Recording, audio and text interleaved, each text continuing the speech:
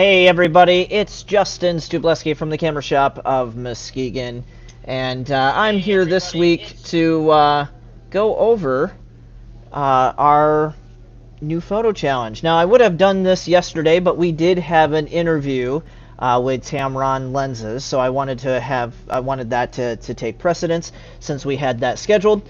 And this week, if you guys didn't tune in to WZZM, our photo challenge is the elegance of architecture. So real quick, I will just quickly read through what we covered with Kirk and WZZM. So the first thing that I always like to do, again, with the photo challenges is just first and foremost go out and gather inspiration. And how else are you going to look and find inspiration? Well, the easiest way is just to simply go onto Google search architectural photography, and you are going to get all different kinds of answers to that quick search.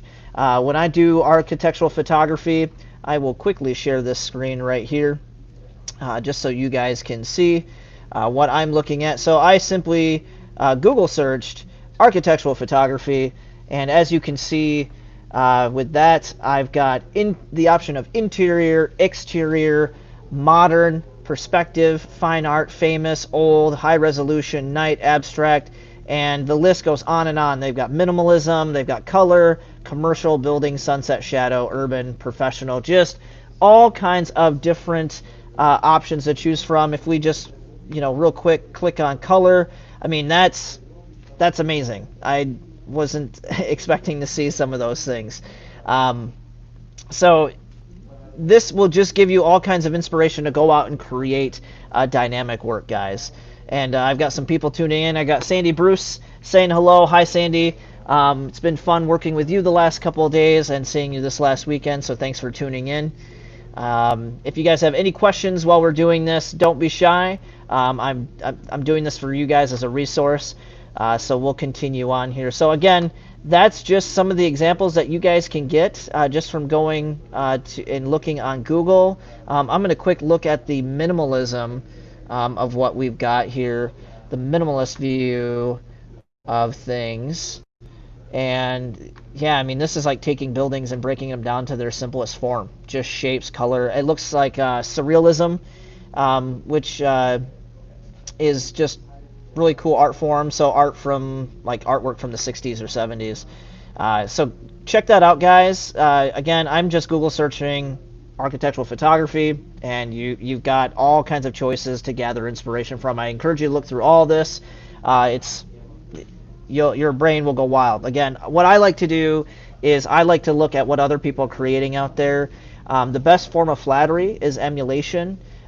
So that's something that just because somebody else did it doesn't mean that you can't do that too.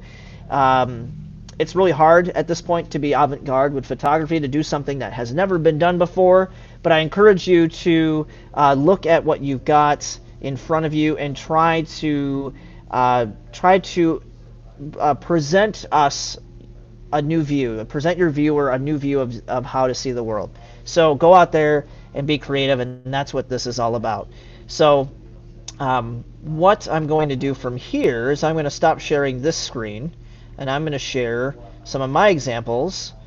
Well, first I'll go ahead and read what I've got as the write-up. So we've talked about inspiration. Let's talk about lighting. So one of the most important qualities of any successful photograph is going to be the quality of light. After all, photography means painting or drawing with light. In respects to capturing architecture, great light will allow you to emphasize the space, structure, and atmosphere of a building, both internal and external. Look how light influences textures, contrast, shadows, reflections, and color that define the structure that you are photographing. So some of those examples that you saw are successful because of the way that the light is hitting the building. So that's something that's very important to keep in mind when you're going out to photograph. Also be aware of the time of day and the location of the structure you're photographing. The best time of day to shoot is typically in the morning or during the sunset in the afternoon. When the sun is at the lowest angle in the sky, so kind of like that 45-degree angle out there, because where the light is coming into your photo. Shooting in the middle of the day is not ideal just because it doesn't produce the best light. It's really the harshest light. Now, this is a great opportunity for maybe doing stuff internally or maybe externally with shadows. You know, when you're shooting detail with harsh sunlight like we have today in West Michigan, it's going to produce very strong shadows, and that will give you an opportunity to juxtapose shapes with their shadows and the actual structure itself. The one thing to learn about photography is that these are more of guidelines than they are rules, and rules are meant to be broken. So just because I'm saying don't go shoot out in the middle of the day doesn't mean that you can't go out and shoot in the middle of the day. Sandy Borozuk, I think I'm saying that right, is new here. She's saying hi. Just want to say hi and shout out to Sandy. Thanks for tuning in this evening. And getting back to things here, the other thing is going to take into account the time of day.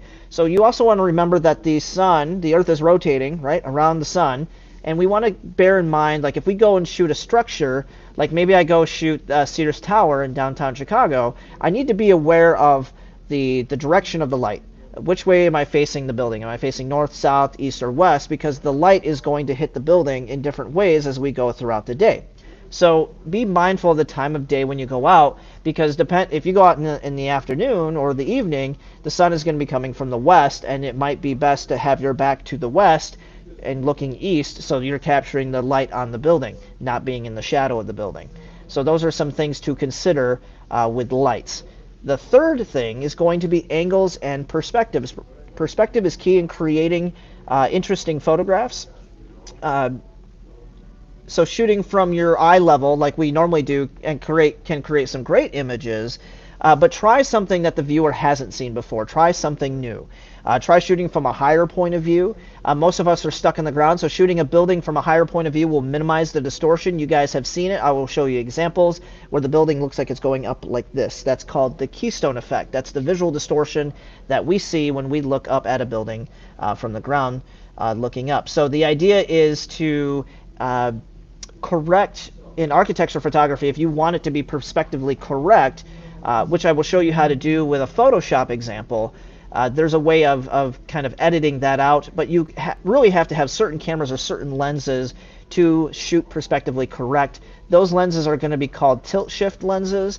They're pretty expensive. They're over $1,000 if you have a large format camera, like a 4x5 view camera or 8x10 view camera. Those are the cameras that you would go underneath the drape, and they have the ability of being able to correct visual distortion based upon where the film plane lines up on the camera. So from there, along with perspective, don't forget that a building has more than one side, and that's what I'm going back to, where you're shooting more than one perspective. So not just the time of day should you be concerned of when you're shooting a building, but also bear in mind that there are different perspectives and different accents on different sides of buildings. A building may not retain the same shape on all four sides.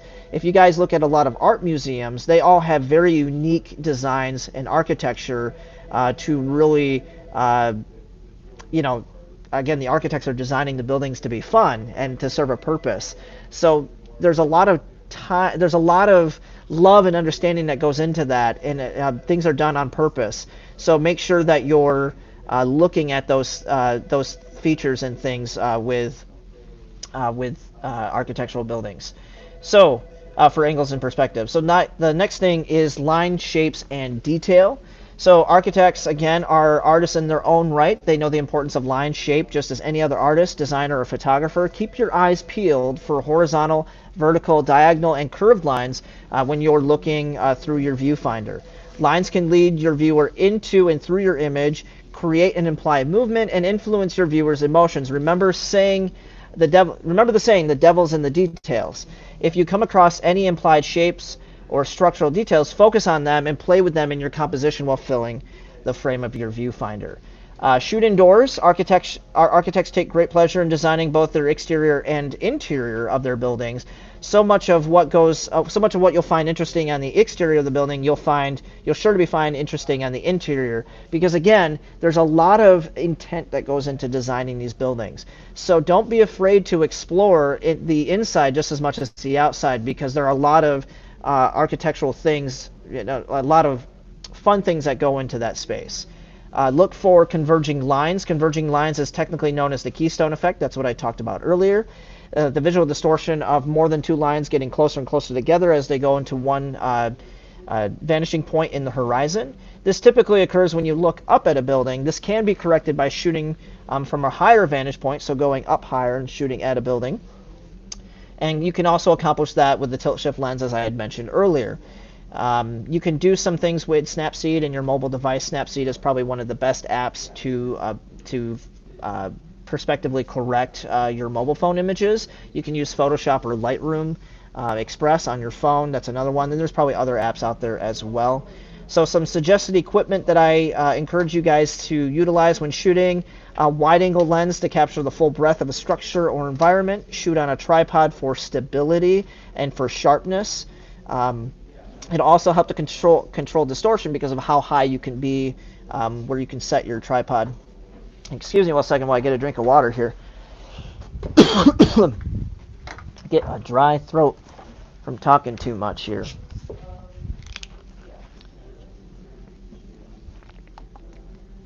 Okay, the other thing that a tripod can do is help keep you safe from that camera shake that you have. So if for some reason the shooting conditions weren't ideal, shooting from a tripod is going to maintain that your image is going to be sharp. You're not going to have any camera shake from your hands itself, but you might be shooting in the evening or at night or early morning, and that tripod is going to be important to stabilize your image. And finally, I would encourage people to use ND filters to do long exposures during the day to get some cool looks out of the clouds, but also utilize a CPL filter, because a circular polarizing filter will help reduce unwanted reflections on your objects. And a lot of architecture is consists of windows, so or water around that accents the architecture. So using a circular polarizer will help make the sky a deeper blue, but it'll also cut the reflection or unwanted reflections off of buildings or surfaces. So those are your review of your tips and tricks on the elegance of architecture. So how about we go ahead and look at some of the images that I have with some of the examples that I have. And Sandy is saying that she has not had success with an ND filter. Sandy, really an ND filter is going to be most useful when you're doing long exposures. So you're going to want a tripod, number one. Tripod is the key thing. The second thing you're going to want is to mount your camera and have a trigger release for your camera, or at least set your timer to a delayed timer. The other thing is, if you're shooting architecture, the only moving thing that you'll really have in your photo outside of people is going to be clouds. And that's when that's going to be the most important thing, is that you can do some really cool wispy things with the clouds if you have those in the sky. If you're just putting a ND filter on when it's a blue sky like it is today in West Michigan, you're not going to get results that you're going to be happy with. Now, the one tip that I did forget to include is to include people in your photos. It's always good to anchor people into reality, and having some kind of human interaction in your photo with like someone walking through your scene or interacting in the environment is going to help add that human factor that we can all relate to, because we can kind of put ourselves in that person's shoes who might be in the frame. So I just want to throw that out there. So hopefully that helps, Sandy, with your ND issue. It's going to be, again, best for doing long exposures, clouds in the sky, waves at the beach. And she's saying that I tried a fountain but didn't have a slow enough shutter, I think. And that's going to be the thing, is that you're going to want to turn your ISO way down. You're going to want to make sure that your ISO is not on automatic, because if it's on automatic, the camera's going to try to compensate for that lack of light coming into your camera. So you really want to shoot in modes like program mode, aperture priority mode, shutter mode, and manual mode. And setting your ISO down to 100 is actually going to be the best ISO to work with when you're shooting architecture, because it's going to give you the finest detail, and it'll help slow down that shutter speed. So putting an ND on there, and you might have needed a higher strength ND, like an ND8, ND16, 32. Those are going to be good for really doing long exposures during broad daylight. And we're talking, what you really want to start to do is maybe anything beyond a 2-second exposure.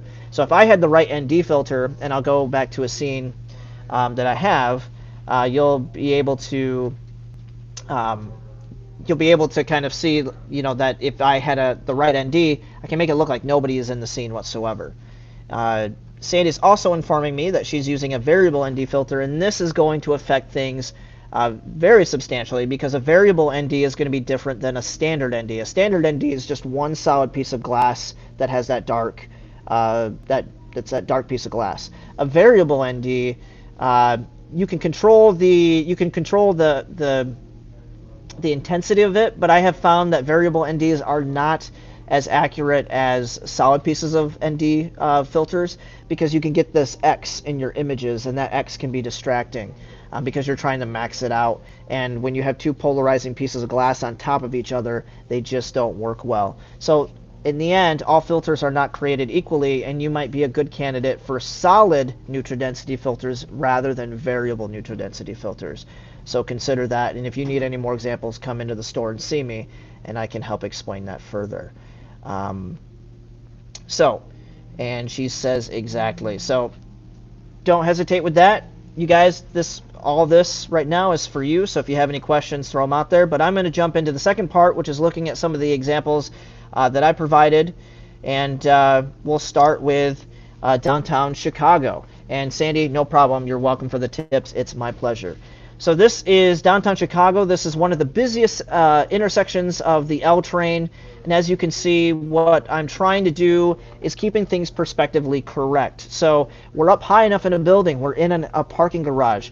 I've got my tripod and lens angled in such a way that I'm trying to keep these lines, these vertical lines, straight, because when we start to look up, those are going to start to converge and do this keystone effect. So you can kind of see that happening in the background. I've got my little mouse here. You can see the lines here are not perfectly straight.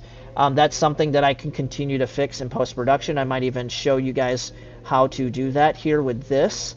But I've got this nice long exposure of the train coming through, and I was actually using ND filters for this, Sandy, to get that that longer exposure of the train going by. So we're just kind of adding, like a 30th of a second or a 15th of a second to kind of get this warp speed kind of look out of the L.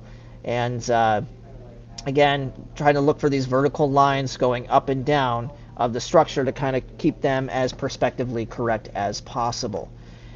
We go through to the next one. This is an example of a long exposure. So this is a long exposure at night, shooting the Bean in Chicago. As you can see, there's not a lot of people around, but there are. I mean, I'm running a long exposure. If we look right over here, you can see that there's two people standing here, and there's some blurry lines here, like some ghosts, some people right here. And that's an example of a long exposure. Now, if I had the right ND filter, and I was out there at say broad daylight, like midday, like it is today, and I had the right ND filter, I could make it look like there's nobody around the Bean. And if you guys have ever been to this structure in sculpture in Chicago midday, there are hundreds of people out there, and it is impossible to get a shot without somebody there. So if you get the right ND, you can oh, I've got people telling me they're not seeing my screen, maybe because I didn't share it. Man, I'm gonna have to go do this again, people. Thank you, Sandy, for saving me. And Jamma saying, is it Jamma? Jamma saying the same thing? So now we're back on it. How does this look, guys? Is that better? Well, we'll start from the top here. So, as I was explaining before, I've got this building right here. I'm trying to keep things perspectively correct. That means the vertical lines, I want the vertical lines to be vertical. I don't want them to start going off in one direction or going like this. I want them to go up and down. So when I'm looking at this building right in front of me, you can see that I'm starting to get some of this little keystoning effect over here. So you can see that these lines, it's kind of straight here, but right here, we're starting to get this distortion off to the right just a little bit. It's slight, you guys might not see it, but it is there. You can see this line right here, that should be straight up and down, and it's kind of going this way just a little bit. And that's the tricky part. If you can get high enough to a structure in relation to the other structure that you're shooting, you can keep that parallel. And that's the thing, keeping it parallel will help reduce that distortion, unless you have a tilt shift lens or you're shooting with a large format film camera. You can get digital backs for those too, a little harder to accomplish. But this is just doing a long exposure with the train going by. And again, I talked about having a neutral density filter on here just to kind of drag out that shutter a little bit, kind of add this little bit of creative flair of creating that motion of a train running through the image. So going on to the other one, I was talking about long exposures and the being in Chicago. Just waiting for my computer to catch up. And I am frozen, which is not fun. Here we go. There we go. Okay. So I was talking about the long exposure of the being in Chicago, and of course, during the broad daylight, you guys know that there's hundreds of people there. You'll get them in front of your shot. There's no way to shoot this sculpture without having someone in there. But if you had a neutral density filter that was dark enough, something that was greater than ND 1000 or higher, you screw that onto the end of your lens. You take the shot. You'll have a long shutter, maybe minutes. And you won't, unless someone stood in one spot for like 5 minutes, you might not get anyone in that image. And you can kind of see examples of this here in this image. And my resolution is a little low, guys. I have these sized for television, not for my computer monitor. So that's why you're seeing this pixelation when I zoom in. But you guys can tell that these pixels right here are people. There's just people standing there taking a photo. There's a gentleman standing right here. There's someone standing right here in front of it. And there's someone who moved right here. But these ghostly images that you see right here, these are shadows of people who were in the shot, who didn't stand there long enough that only a portion of them is still there. So that's what a long exposure will do for you, is just kind of, you can remove certain people out of that image. If we had a sky with clouds in it, we'd have these nice wispy clouds overhead. And this is just another point of view. You can see that I've got the buildings in the background, and I don't have a lot of people around, number one, because it's night, and number two, I'm doing a long enough exposure that unless someone's standing very still for a long period of time, they're not showing up in my image. This is looking at architectural through breaking down to basic shapes, so more or less going after the minimalistic view or the abstract view of shooting architecture. I'm trying to break this down by walking under structures and just looking straight up. Most people don't do this. So it's something where here you're seeing a lot of these. We've got a lot of triangles. So we've got triangles here, triangles here. We got a triangle here, another implied triangle here, even though it's kind of being cut off right here. We've got these nice horizontal lines right here, and we're actually separating this in rules of thirds. So we've got this third down here, and we've got 2/3 of positive space up here being filled. So that's another way of just, don't forget about your perspective, how you're looking, where you're looking. This is Trump Tower, downtown Chicago. This is one of the nice inroads to the Trump, to a building. If you can get really, really, really low to the ground, again, because we're talking about perspective, you can kind of put the camera on the ground, tilt it up just a little bit, and shoot and get this really cool perspective of like leading you into this building, like being at where the rubber meets the road kind of thing. And that's kind of the thoughts that you want to instill on your viewer, are those sayings and those implications. You got this nice little effect happening here where we've got this nice reflection happening off of the building. Now, if I was probably running and gunning, because this is a crosswalk, so you can't just kind of stay in the middle of the street. This is an active roadway. So I'm in the middle of the road when the crosswalk is okay to walk. Now, I should have set maybe my aperture to like f8 or f11, because I would have gotten more of a starburst or sunburst out of this refractive light right here. And that's kind of something on me. The other thing is I could correct for this visual distortion, the keystoning effect that you guys are seeing that's happening here. But I kind of like how it is. It kind of adds to that point of view where you're being led into the photo and up. So you can correct it, you don't have to correct it. This is just another structure downtown Chicago. I had 3 different examples of this building, but I like this one the most. This is giving you an example of trying to shoot it from one corner of a building. Typically people will pick a facade and see that keystoning effect. I wanted to pick a corner of the building and show you how the building kind of goes up on both sides, how you get this keystoning distortion effect.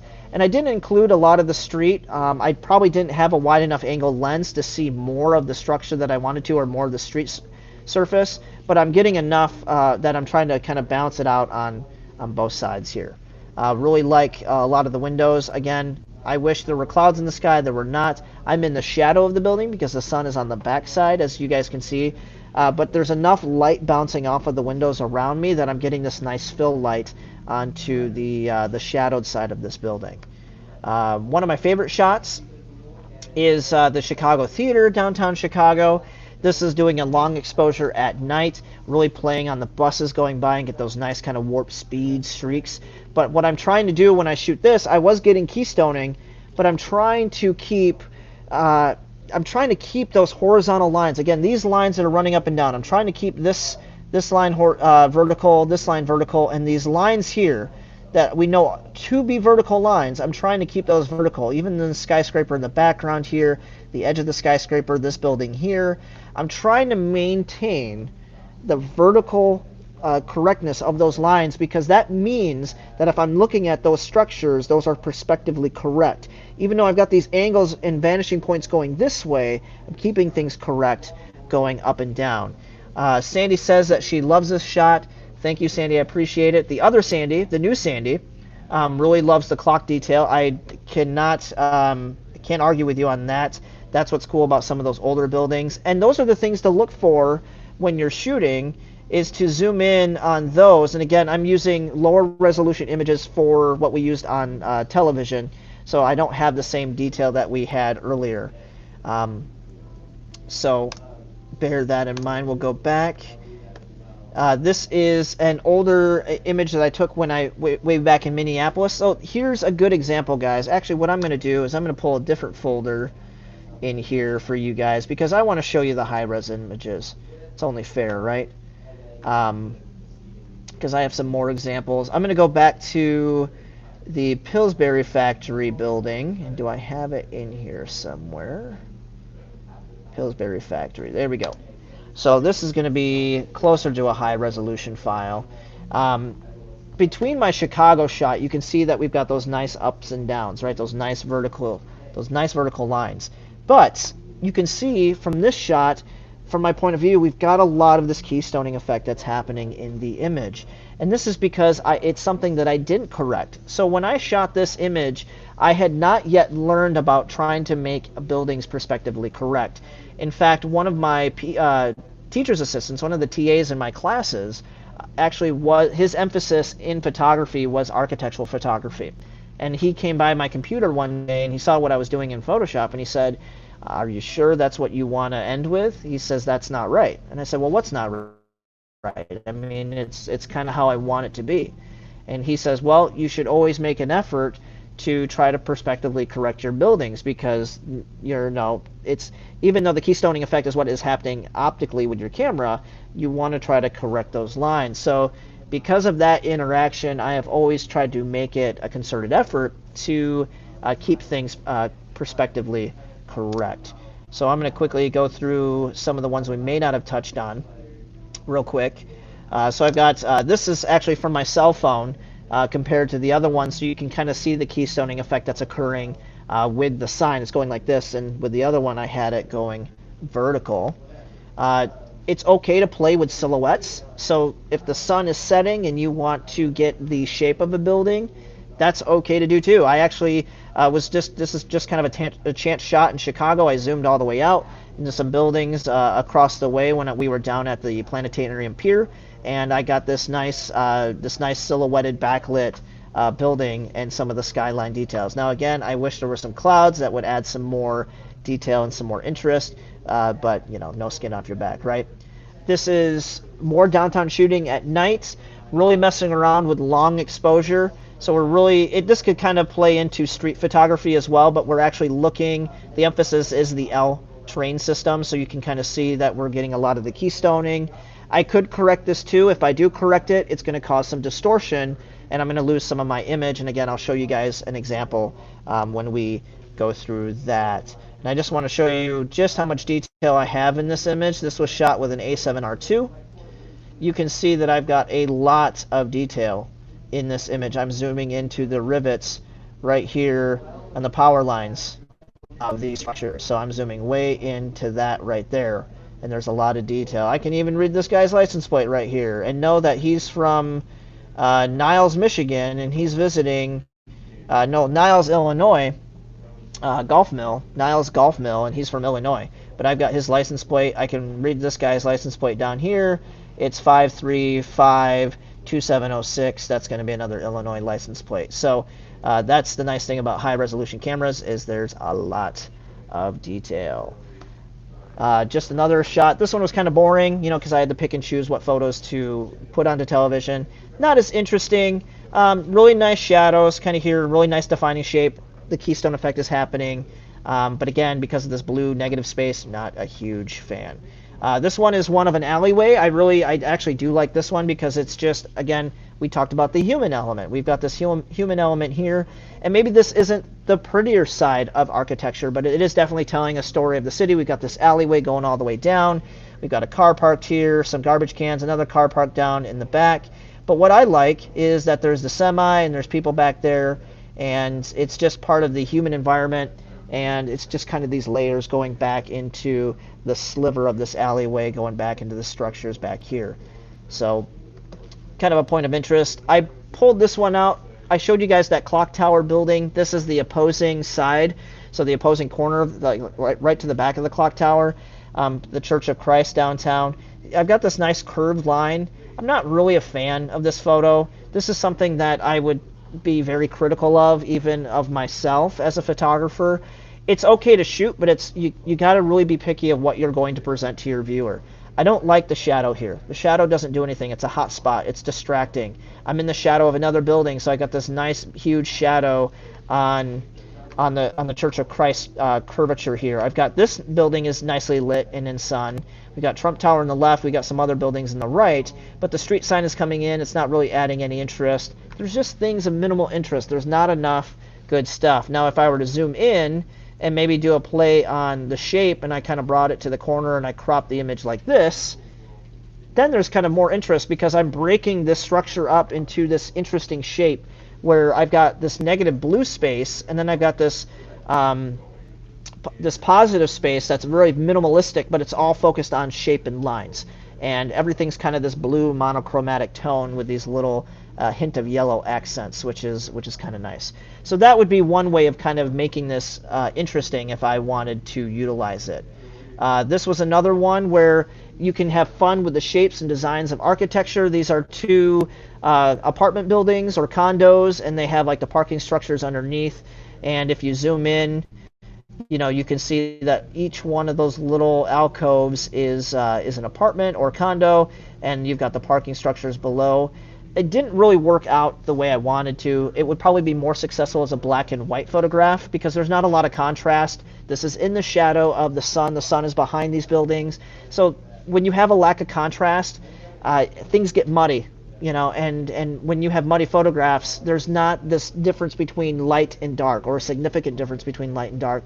So the viewer can lose interest. Now, if we made this black and white, it would have more texture appeal. There'd be more contrast, more darks, more lights, and so it'd be a little bit more fun and interesting for the viewer to look through. This is trying to look at the detail of structures. Haven't edited this photo, but really what I like, this is under Trump Tower, and you know, you got these nice shapes of the pillars, these nice curves of the windows and such. Like I like what's going on here. You know, there's this repeating shape of this curved line here, and then some of the other lines. So zooming in, you can have fun with the structure, and make it more, you know, I just like the way the light was hitting there. So if I got there at a different time of day, maybe the sun was down a little bit more in a certain time of the year, I'd have light coming in from those pillars and kind of adding this nice shape and definition on the pillars, but I didn't have that. Sandy has to go, but she says she appreciates the advice. Sandy, I appreciate you tuning in, and I hope this helps with the Facebook Photo Challenge. I hope you participate. We'll be reviewing your images come Monday. We're going to give people through the weekend to review your images, and then Kirk and I are going to have something new for you next week, Friday. So this was, again, kind of looking at the pillars, trying to look at more detail. Again, I think being very minimalistic and zooming in and trying to focus on the shapes, make it more interesting. I kind of like how that looks. Now, if I made it black and white and really kind of messed around with the contrast, that would be more interesting than just kind of looking at it in this form. something old I shot from Minneapolis. This is something that, again, is perspectively correct. I'm using a large format film camera, so it's a 4x5 camera that I go in under a drape. Everything's upside down, so I'm really seeing the steeple down this way and I'm seeing the ground up on the top of the frame. And I'm trying to perspectively correct the building to try to make sure everything is up and down and horizontal. And not perfect, but for being a kid in college, back in 2009 or 2010, I think it's a pretty darn good job. This is another shot from Minneapolis, just trying to get up. Again, I'm up in a skyscraper, looking at a skyscraper, and this is, I've got everything kind of perspectively correct here because I've got vertical lines up and down, and I'm high enough with the building that I'm at I'm at that same perspective level, so everything, I'm not going to get any keystone effect because I'm on the same level as the building that I'm photographing. This is something from Ann Arbor, very similar to the alleyway in Chicago. There's that human element, these people in the background. And I'm shooting with my Sony. You can see how much detail I have. And it's just a really interesting, play on the space. It's more or less kind of the busyness of the space and the recessiveness and going into the background. Now, this could be taken more as street photography because it more or less is, but there is kind of that fine line drawn between street photography and architectural photography when the emphasis is mostly on the buildings rather than the people. We already saw this shot. We saw this shot. Oh, and I wanted to show you guys the detail of this because I didn't have it before.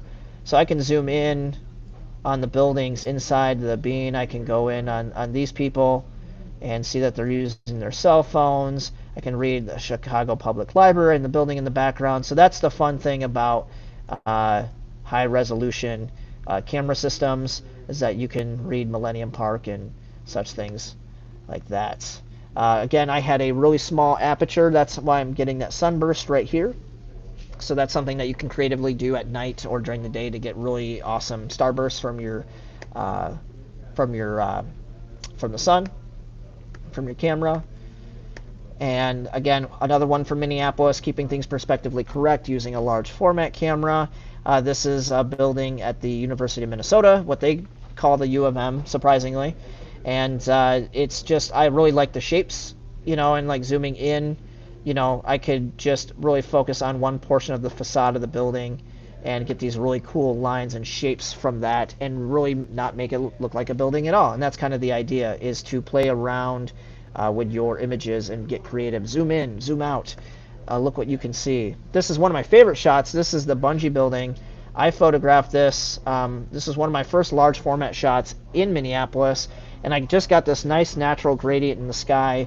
And this is definitely keystoning. This might be one that I perspectively correct for you guys, but just a fun shot nonetheless.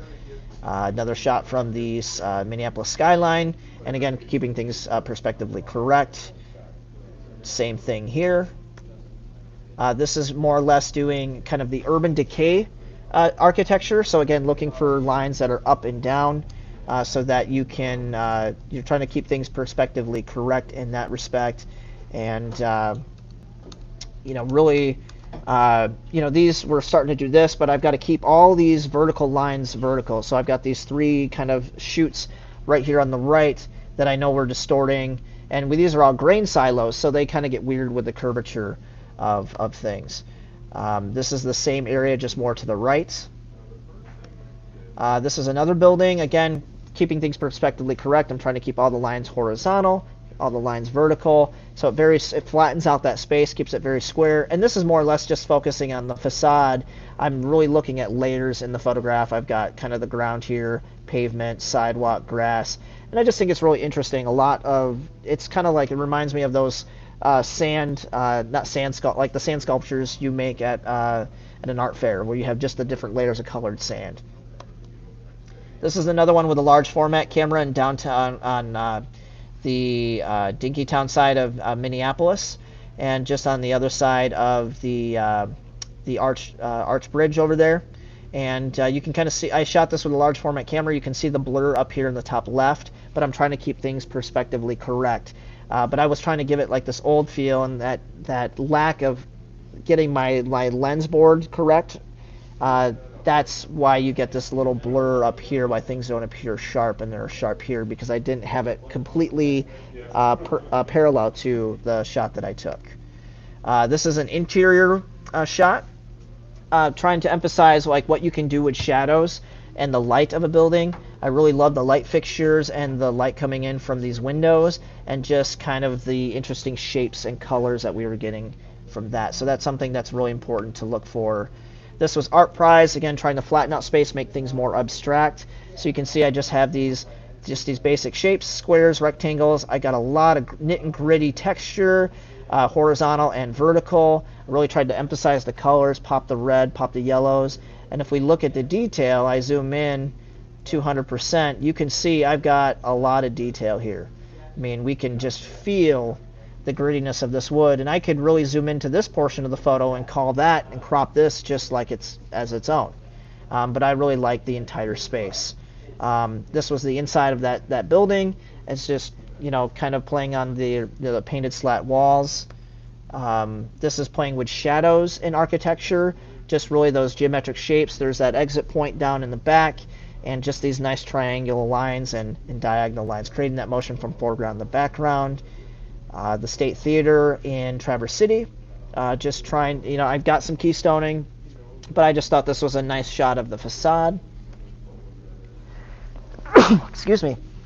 Keystoning here, this is downtown Muskegon, but I'm trying to kind of create this repetitious pattern between these two things, between the fire escapes. I just thought this was kind of this nice repeating pattern, and that's something that you guys can do too. Gets pretty grainy, but I was using the grainy black and white mode on the Olympus camera.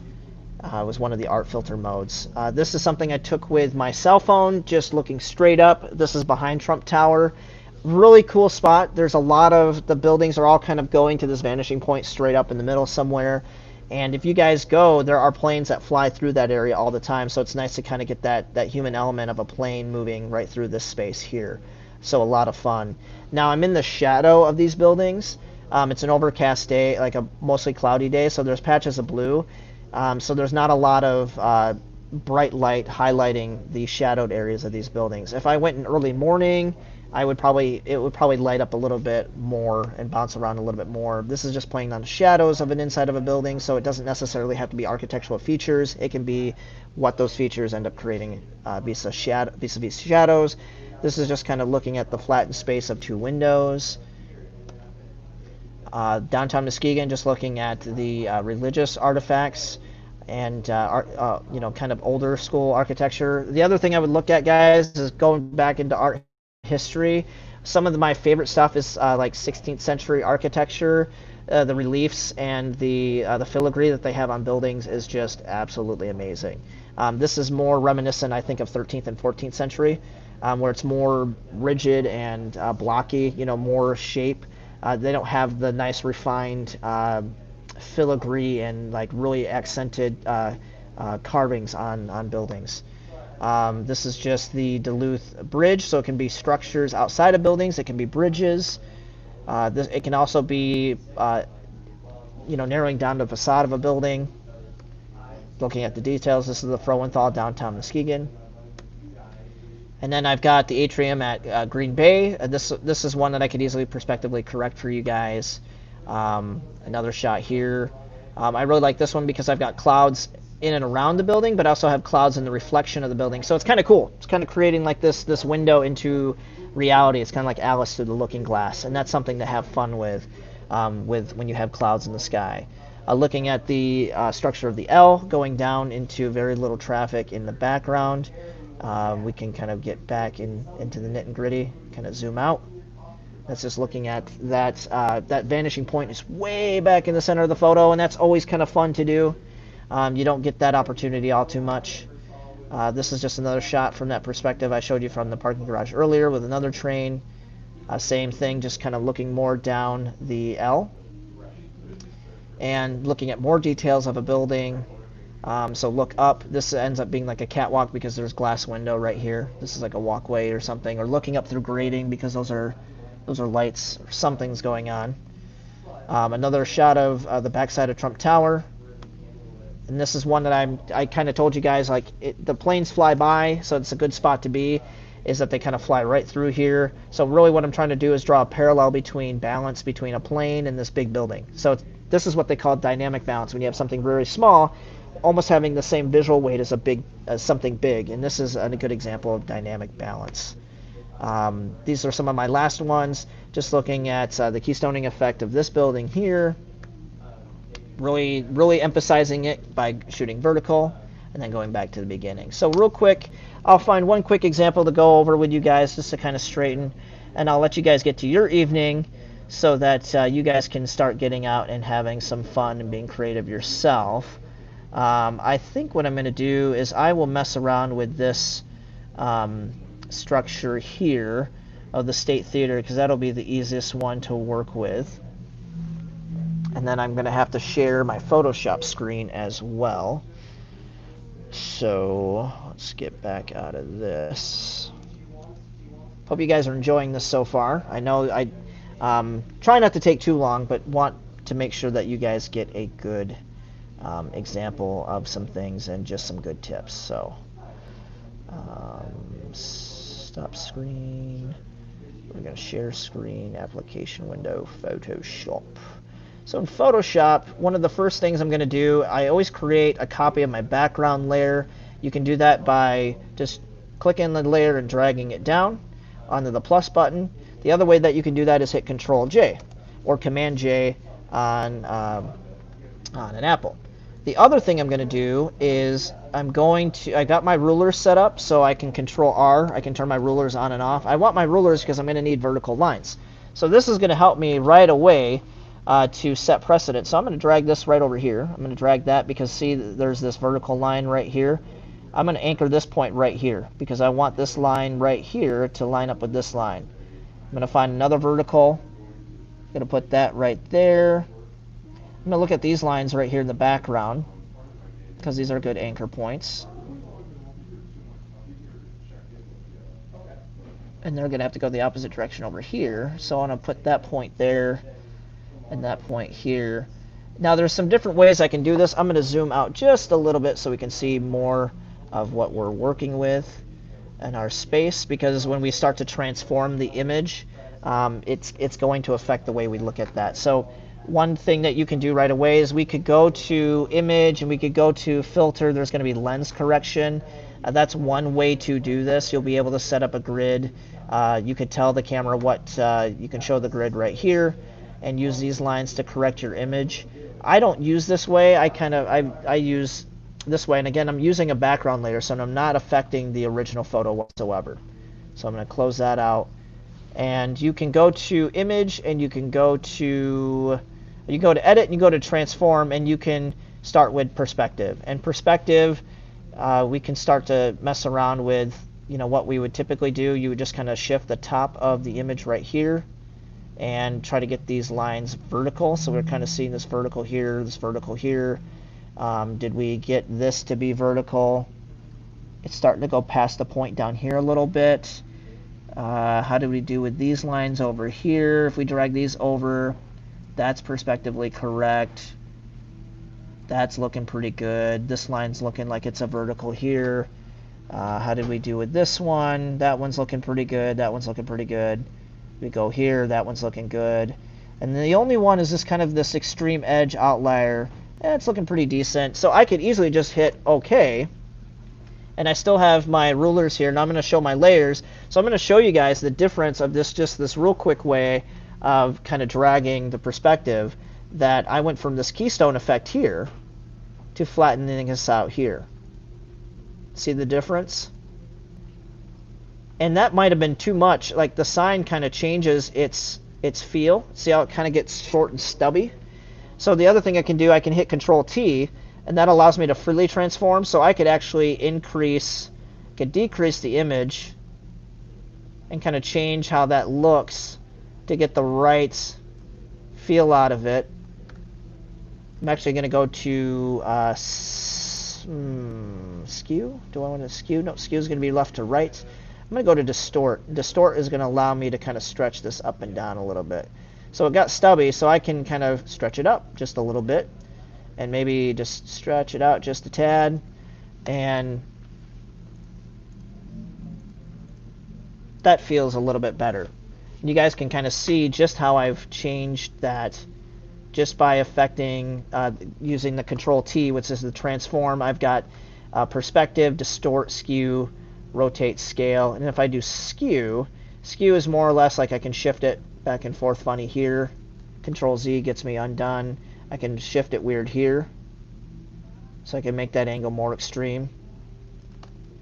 If I go from a corner, it allows me to kind of do wonky things with the corner, and I'm going to stop that. So I'm going to save this. I kind of like this, so I'm going to keep this as a layer, and I'll show you guys another way to do it. I'm going to add this new layer that I'm working on, and I'm going to Control T on this, and I can do the same thing. I can go to distort or skew. If I go to skew, I can actually just drag from this corner here and just try to correct this. Now see, as I'm dragging from this corner, I may be correcting this line, but you can see that this line is not cooperating properly. So if I go over and look, there's this smidge of it being not in line. So I don't necessarily want to use skew because it might not give me the right amount of distortion that I require to make that perspectively correct. So I'll undo that, and I can go to distort. Distort might give me a little bit more control. See, distort, I can kind of move that just right, maybe get my things, some lines right, but still not quite what I need to do. Sometimes you need to do a combination of both, where I kind of move that a little bit down there, and I can kind of shift this over just a tad, and that's looking good. But see, my lines over here still aren't straight.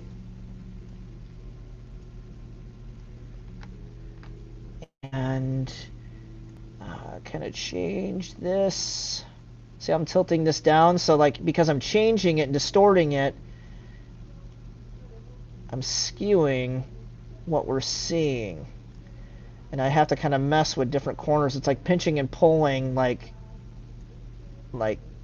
Play-Doh or silly putty or something, and like what you do to one side can affect the other. So see, what we're doing to the right side is affecting the left side, so I got to come back and kind of correct that. And now I've got this really, like I've stretched the space out this way, so now I want to kind of shrink it down, and this gets me close. So now you guys can decide which one you like the most. Do you like so I've got the first one, I've got the second one, and I've got the original. So which one fits the bill the most? And the one that I did first, which was just the standard perspective, to me is the one that's most visually correct, because again, we've got most of those vertical lines. You can see that we went from this keystoning effect here to fixing everything just by using perspective and dragging from one corner.